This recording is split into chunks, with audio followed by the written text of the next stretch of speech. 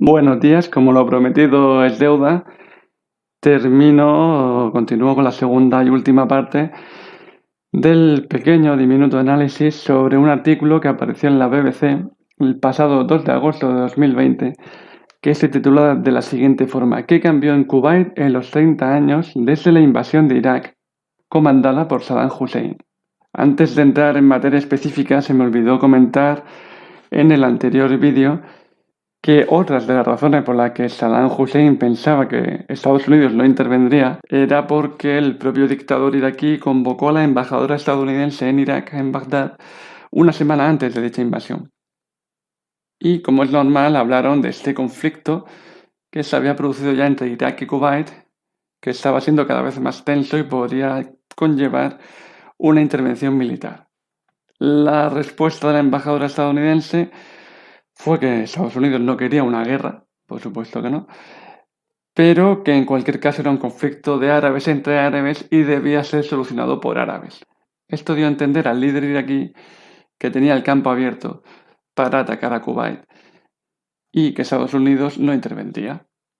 Por otro lado, hace justamente unos días, creo que una semana, en otro bloque de archivos desclasificados por parte de la CIA, y en ese bloque de documentos hay uno en el que se muestra la conversación que tuvieron George Bush padre con el que entonces era el rey de Arabia Saudí, unas horas después o un día después de la invasión de Irak contra Kuwait. En dicha conversación, el rey de Arabia Saudí afirma que Saddam Hussein era un traidor porque tan solo un día antes, o un par de días antes, en la negociación aquella que hubo precisamente en el Reino de Arabia Saudí, el gobierno iraquí había prometido que no iba a tomar ninguna acción militar contra Kuwait.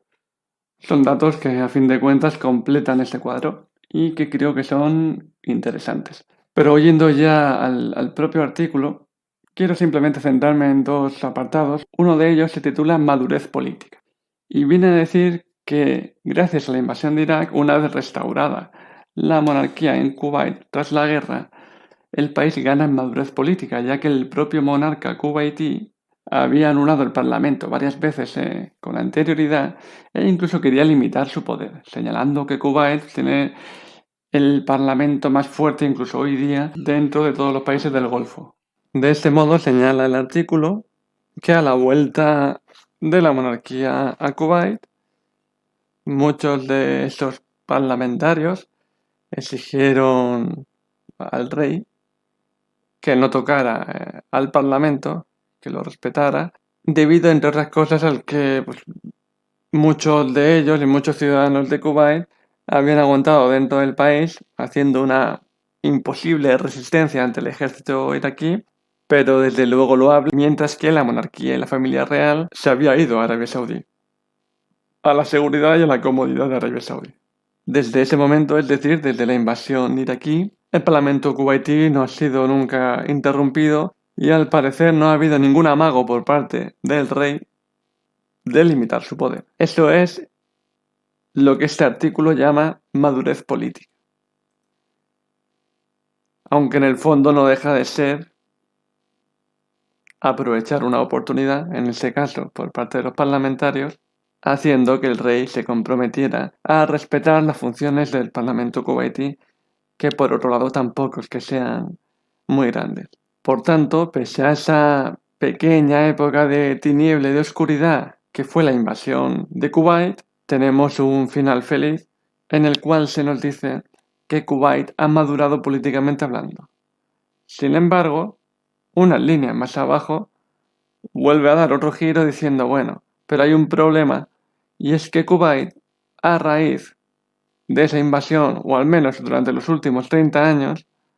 se ha convertido en un país conservador, o un país más conservador de lo que era antes, como si eso fuera por sí mismo un problema, lo cual ya te está marcando una línea ideológica por parte del autor y en este caso también del diario, por supuesto. De hecho, acaba rematando esta reflexión con la cita de un supuesto investigador que dice lo siguiente: creo que el trauma social fue tan grande que los kuwaitíes se volvieron más islamistas y en cierto modo más conservadores. Es decir, este final de cuento de hadas, entre comillas, por supuesto, estoy exagerando, que te marca este artículo, da un giro inesperado o supuestamente inesperado en el que te dice pues que efectivamente no todo era tan bonito pese a esa supuesta madurez política que habría llegado. No sabemos si Kuwait como ente imaginario es el parlamento kuwaití o todos los ciudadanos de Kuwait. Pese a esa madurez política, resulta, ay Dios mío, que no hacen las cosas que a mí me gustaría que hicieran porque es un país más islamista y más conservador. Aquí veo realmente una contradicción porque está claro que la línea a seguir dentro del artículo vería como un verdadero ejemplo de madurez, entre comillas, política, el hecho de que se enmarcara una política más europeísta o más occidentalizada y por tanto progresista. Por si eso no fuera poco, unas líneas más abajo llega a decir que bueno, que sí que ha habido algún avance, que se le ha dado el voto a la mujer y alguna cosita más también se ha hecho en Kuwait, pero que no es suficiente.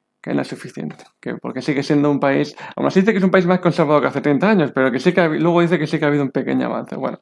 y a todos estos giros, todas estas cosas, me refería a que el artículo en sí mismo, aunque uno no sepa nada de este tema, se da cuenta que tiene sus pequeñas contradicciones, ¿no? Y eso lo se ve en muchísimos artículos de cualquier tipo, que ni siquiera tienen una coherencia interna. Entonces, vale, eso es propaganda, como todo artículo que se saque en cualquier periódico es propaganda, pero es que muchas veces es un sí pero no, un no pero sí, bueno, no sé, tal vez, quizá, y en ese intento querer dar esa imagen de imparcialidad, que es imposible,